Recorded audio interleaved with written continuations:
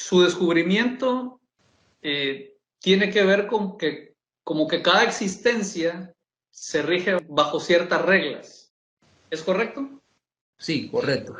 Ahora, estas reglas son como muy rígidas, ¿no? Si comparamos esta ciencia suya, que viene con una serie de reglas, ¿cuál es la diferencia entre esto y una religión, por ejemplo? Bueno, muy sencillo. La base principal de esta ciencia es lograr que los seres humanos sean libres, ¿sí? Romper las ataduras que tienen los seres humanos en el mundo de burbuja en que viven. Un ser humano es esclavo. Un ser humano es esclavo, por ejemplo, de su ADN molecular. Un ser humano jamás podría hacer algo, demostrar algo, habilidad, destreza, que vaya por encima de las posibilidades de su propio ADN molecular. Bueno, de la misma forma, cada existencia en el universo responde a una secuencia espacio-tiempo de creación. Yo siempre explico esto para que se entienda. Es como si estuviéramos hablando de un tipo de onda sonora, un tipo de frecuencia específica de la que emite el radio o la televisión. Bueno, imaginemos que cada existencia representa un tipo de frecuencia y lo único que tiene que hacer estas creaciones es siempre estar sincronizadas con su propia secuencia o su propia frecuencia espacio-tiempo de creación. Uno es esclavo de su propia naturaleza.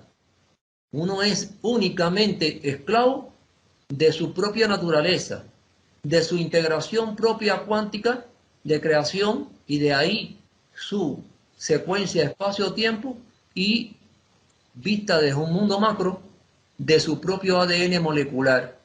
Fuera de eso, serían cadenas que atan y esclavizan a los seres humanos. Ok, entonces prácticamente lo que usted me está diciendo es que entonces sería como todo lo contrario, ¿no?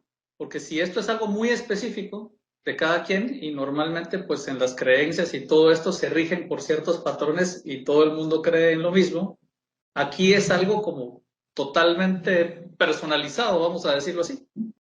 Correcto. Es decir, un conejo se refleja como conejo. Una mariposa se refleja como mariposa. Cada creación se materializa en función de las leyes, las propiedades y los principios de espacio-tiempo que rigen su propia creación. Más allá de eso, todo es una fantasía, todo es una forma de buscar una plataforma base de sustento, pero sin el conocimiento de la esencia de la creación, sin el conocimiento de la semilla de la creación, no puede usted construir un edificio sin esos cimientos, porque lo está construyendo en el aire. Claro. Claro que aquí hay también una manipulación. Una manipulación. Sí, los seres humanos a través de la historia han buscado respuestas y soluciones que no se le ha podido dar la ciencia.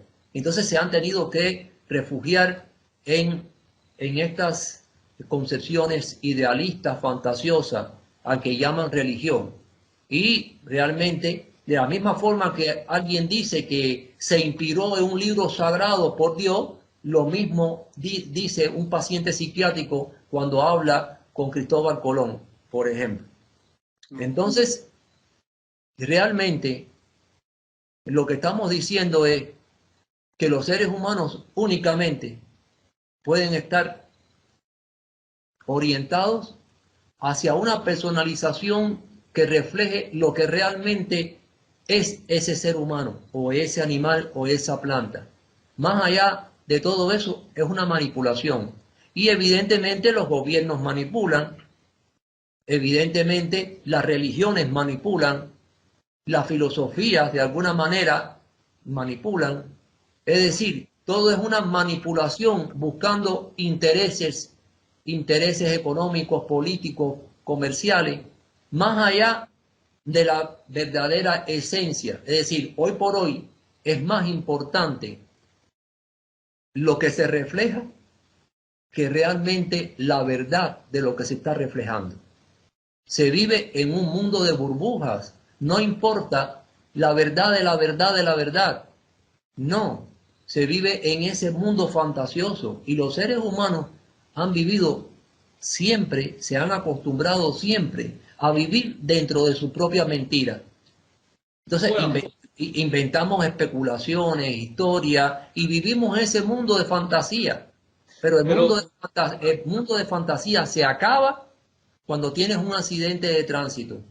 El mundo de fantasía se acaba cuando el médico te pronostica que tienes cáncer. El mundo de fantasía se acaba cuando recibes una decepción por parte de tu compañera o de tu compañero íntimo y de tus hijos. Tu mundo de decepción se acaba cuando ese edificio que construiste sin cimiento se derrumba. Ahora aplica esta concepción en todas las ramas o en todo el comportamiento humano. sí, lo que encuentro lógico y pues lo que hemos visto en la historia es que la ciencia nos ha ido como abriendo los ojos poco a poco y que los espacios esos que hay entre ciencia y ciencia, pues como que nos los hemos tenido que inventar como humanidad para dar sentido a muchas cosas, ¿no? Esa es como una percepción que tengo de esto. La propia ciencia, la propia ciencia, orientada de manera equivocada, también puede ser fatal y autodestructiva. Es decir, a veces creemos que, bueno, si es ciencia es para el desarrollo y para la evolución humana. Sí, pero hay que saberla hacer, hay que saberla dirigir, orientar.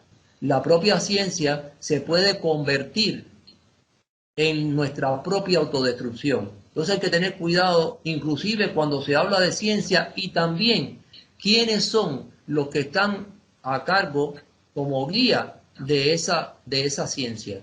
Ok, muy bien. Pues eso, muchas gracias. Aquí como siempre a la orden. Hasta luego.